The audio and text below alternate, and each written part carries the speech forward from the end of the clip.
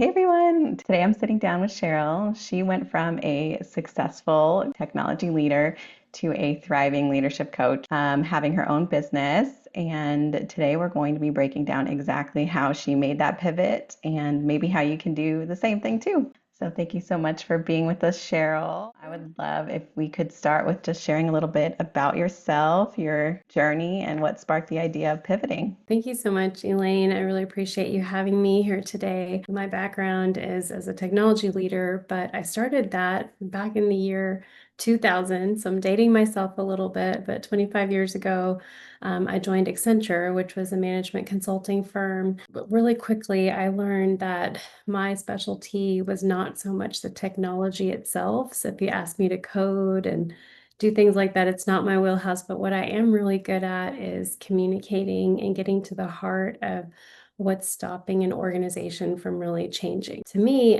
what I saw really early on in my career is people that were successful, they had a team of advocates surrounding them. Mm. They had mentors, they had a whole team of people that would bend at the knee and do anything that they needed to make sure that others were successful.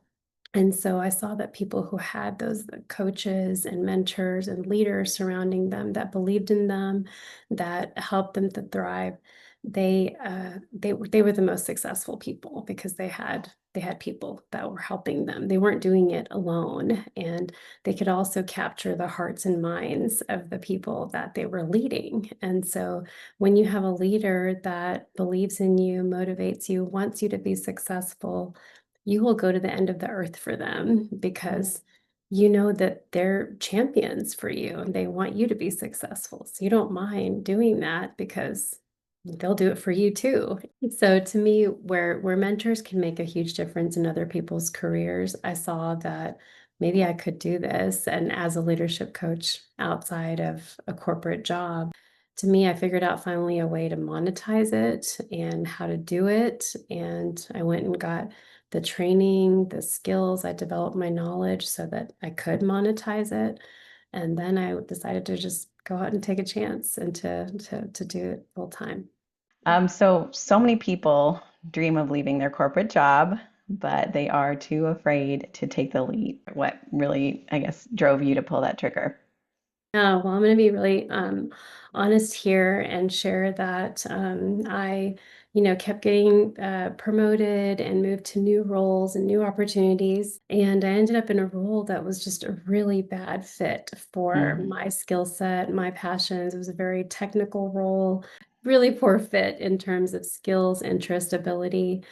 And I found myself in over my head. I was working nights, working weekends, trying to keep up with the volume. I always thought stress was something that was just in your mind. And I thought people who complain about stress were people who maybe just weren't as strong or tough as me. Mhm. But what I found is that mental stress and not being able to feel like you're in control in an area where it's not the right fit for you, it can actually bleed over into your physical health as well. And I found myself with an autoimmune issue that I had in childhood came back in my 40s and like Mm. literally made me almost bedridden.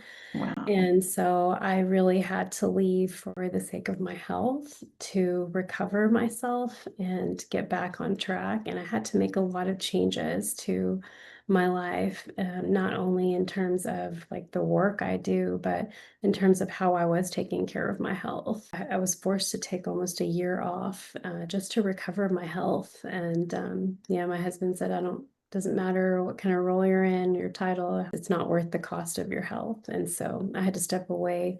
I had to do a lot of soul searching on, hey, like, what do I really love doing? What is the right role for me?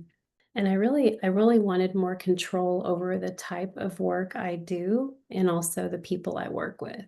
As an entrepreneur, I saw an opportunity to really have a lot more autonomy over that. And so that's really what made me pull a trigger was that I was forced to, partly from a health issue, to leave and take the time off to recover. And it doesn't matter how much money you have, how rich you are, the type of job you have, if you don't have health to enjoy it, then you don't have anything.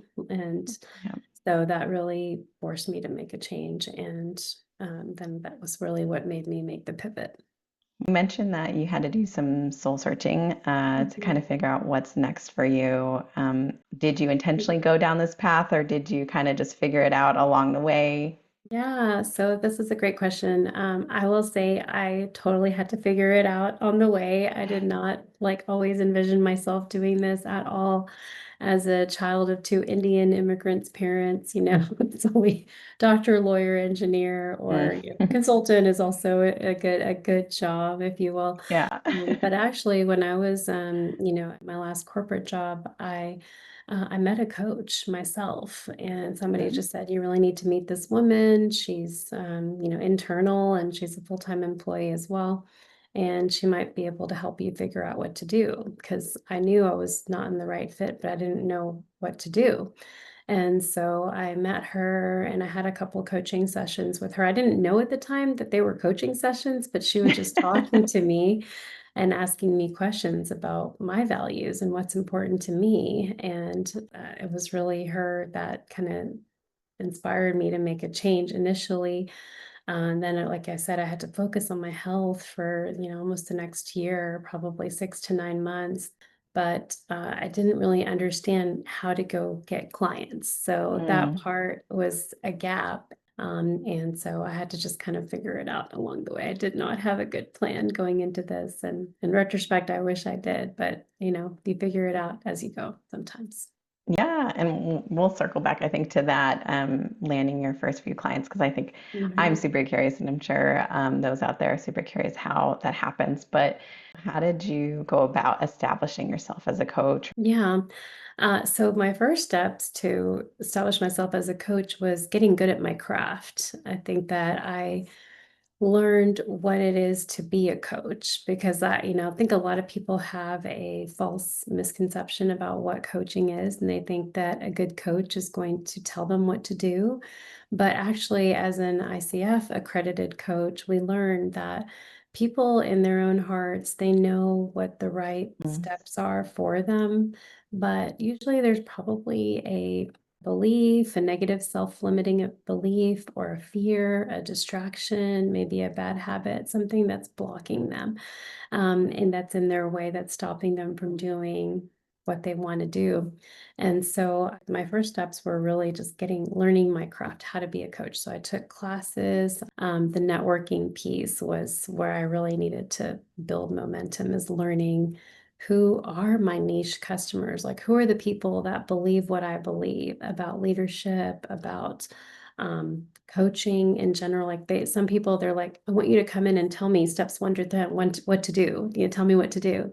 And a good coach, we believe that people actually are whole, resourceful, and creative, just the way they are. They're not broken. There's nothing wrong with them. I don't need to fix you as Mm. your coach. We believe that you have the right answer inside of you. And my job as a coach is actually to ask you good questions, to pull out of you what I Mm. know is inside. And it's maybe buried beneath that fear, buried beneath that um, misconception or false belief about what you can or can't do. I think a lot of times we tell ourselves, well, I have to just learn this one more thing, or, I need to be more this or that. And it's like, no, I mean, let's consider who you are today and ask questions to where that person wants to go and figure it out together. And I think it's like a partner rather than, like you said, telling you, exactly what you need to do. It's like, let me Mhm. partner with you to figure this out. Exactly, that's right. We Awesome. say coaching is a collaborative thought partnership between client and coach, where we know that there's a goal in front of you and you have a where you are today, and we just help you to figure out how to get there. But we do that by not by telling you, but by asking you what's in your way. What are the obstacles and roadblocks that are in your path that we need to remove one by one? And so one of my goals is, just like everybody has a pediatrician for their kids, or an internal medicine doctor, or a therapist. I'd love everybody to have a coach where they have somebody who's rooting for them, believes in them, and sees a better future for them that maybe they can't see yet. So our those clients reaching out to you directly? You mentioned a Mhm. corporation might reach out to Mhm. you as well. I Mhm. mean, how does someone start that engagement? Well, how I landed my first few clients was all through networking. So when I got started 4 years ago, I had a couple friends I told, "Hey, I'm gonna try this coaching thing. I want to be a coach." And they said, "Oh gosh, you would be a great speaker. Would you like to talk to this organization and come to Mm, this happy hour with me?" So one of my best friends invited me to a happy hour where I met a professional women's networking group. And that mm, time we were just coming out of COVID. It was 2021. And she said, you know, they have this whole women's professional networking group, and they hire speakers to come and talk to the women professionals. And so, would you be interested in being a speaker for them? So I said, absolutely. And the topic was called Connecting Amidst COVID. And it was a topic all about how now that we're coming out of COVID, how do we reconnect with people? Because we've all kind of lost it, you know, being yeah. stuck at home for a year. And so they gave me my very first opportunity. And then I also just started working with one of our local cities and said, "Hey, I do these topics about these three areas. If you ever have lunch and learns or speakers come in, I'd love to be considered as one of your speakers." And they're like, "Yeah, we're Mm, actually trying to bring this all back because everything's been, you know, on pause for over a year with COVID." So kind of came in and I did three lunch and learns every month. Once a month, I would come in.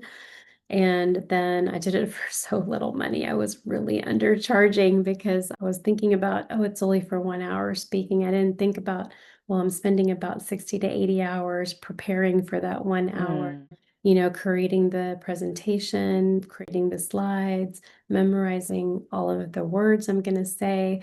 yeah. That all takes a lot of time and energy. I was not pricing myself correctly, but it was all visibility. It's all about getting visibility. And sometimes when you're new, you have to be willing to do things like that just so people can get a taste of you. And what I realize is the amount of revenue you receive is never going to be greater than the amount of trust that you've already built with the client. That amount grew exponentially as I delivered more and more value. And as I built the trust, then the revenue amount increased to follow the amount of trust that I had built. And so now Wow. that one client introduced me to so many other opportunities that now I've kind of become known as a professional in the government space for organizations that are trying to improve their internal culture Mm. and that are learning to lead differently and better than what people may be used to.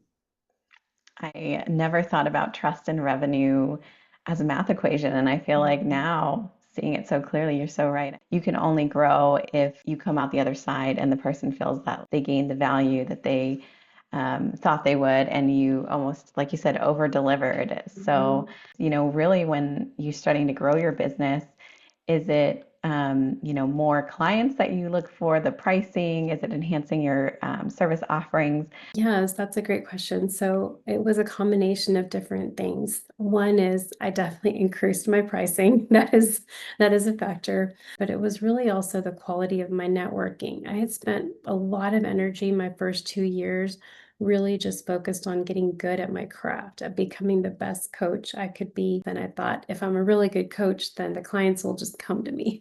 But what I realized is that no one and clients actually started giving me feedback and saying, "Cheryl, you're like the best kept secret no one's ever heard of." And I thought, "Oh, that's kind of a compliment, but it's also not good, you know, it's also double-edged sword." And I thought, "Well, why am I not telling people what I do?" And they said, "If I were to go through your phone address book and ask all the people in your network, do they know if they needed to hire a speaker, do they know who they could call? And your name isn't listed as one of them, then you're not doing a good job networking." Mm. And so I had a couple of people that just were really embraced me and wanting to see me succeed and willing to make introductions for me. And then I started telling more people about what I do and Mm. and then the main thing is I found a go-to market strategy that resonated with my ideal customer profile. Now it's really easy. I say I do three things. I'm a speaker, I'm a coach, and I also do consulting or leadership development where I'll come in and work with the group over a period of several months. And so that's really easy to understand now to say speaking, coaching, leadership development. These are the things I do. Then you know anyone who might need help in any of those areas, then please reach out to me.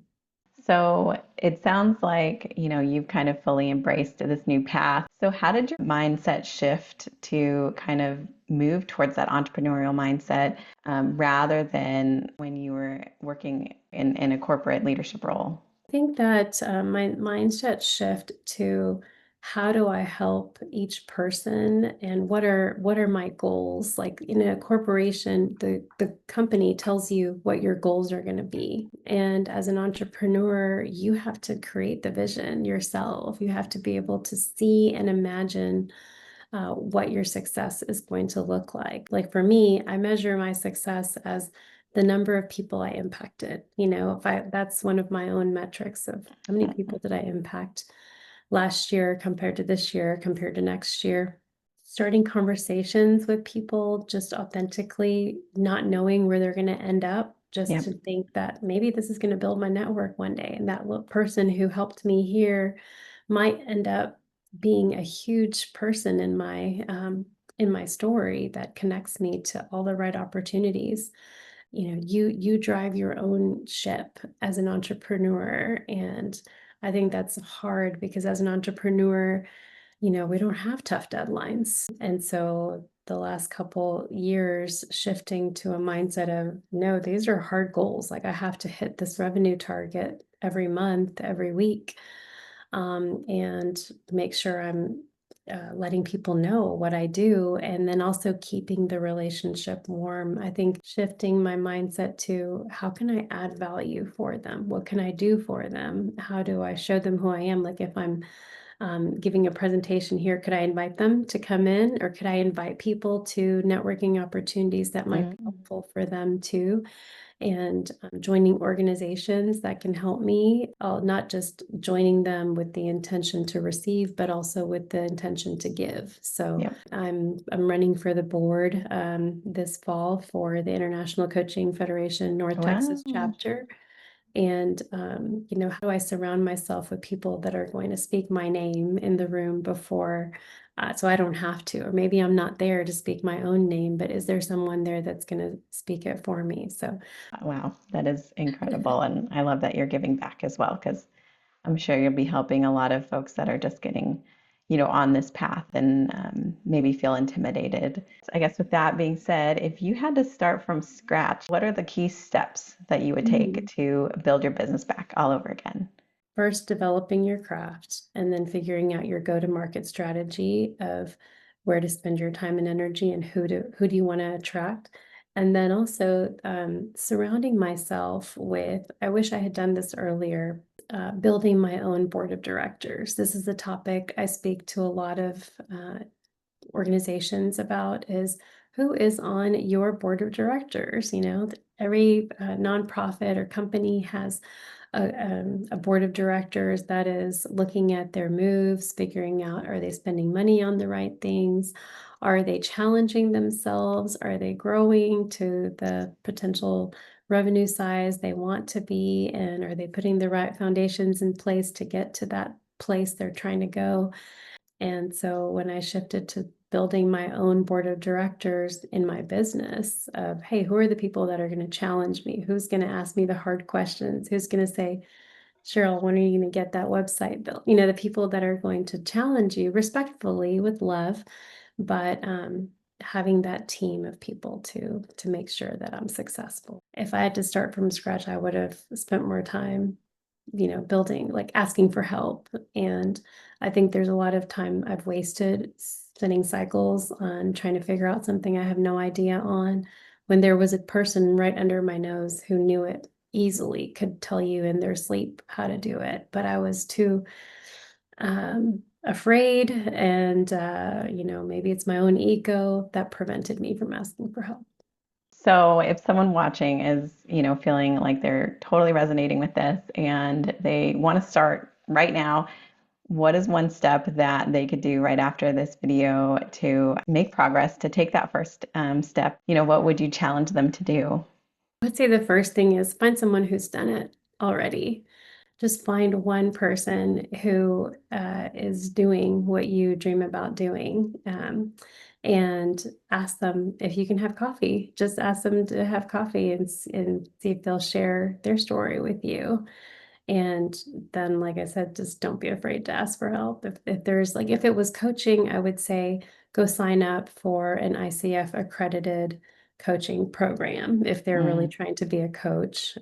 Some of the global Fortune 500 companies, they want you to have the International Coaching Federation stamp of approval because it comes with a lot more governance. And I had to submit like a recording of me coaching someone wow. along with I had to submit the actual recording and the transcript. They listen to it, and then there's an exam. Before that, you have to have training and education hours. You have to have over 100 hours of experience doing it. So I would say find out what is your industry standard, go get certified, but then put in the reps, find the ways to get the experience. Like the experience matters a lot more than just the credential. I think you have to get good at your craft, but also put in the reps, find out what's the standards and what are you doing differently than everybody else? How do you operate? Like, how are you going to show up differently from everybody else? For coaching or engage you for coaching, where can they find more information? Yeah, you can find me on LinkedIn is the easiest way. Just after LinkedIn /IN, it's just my name, Sheryl with an SHERYL/Chacko, CHACKO.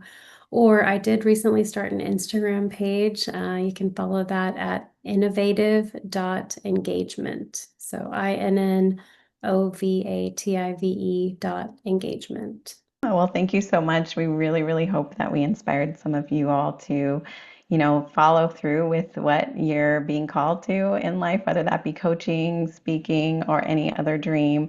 Like Sheryl said, reach out to that person that is doing the thing, have coffee with them, take that first step, take some action, look for the accreditations that are, the top of the field. But, Sheryl showing that it is possible to make that shift in life. And I just want to thank Sheryl for sharing her journey. It's been such an inspiration for me. Thank you so much.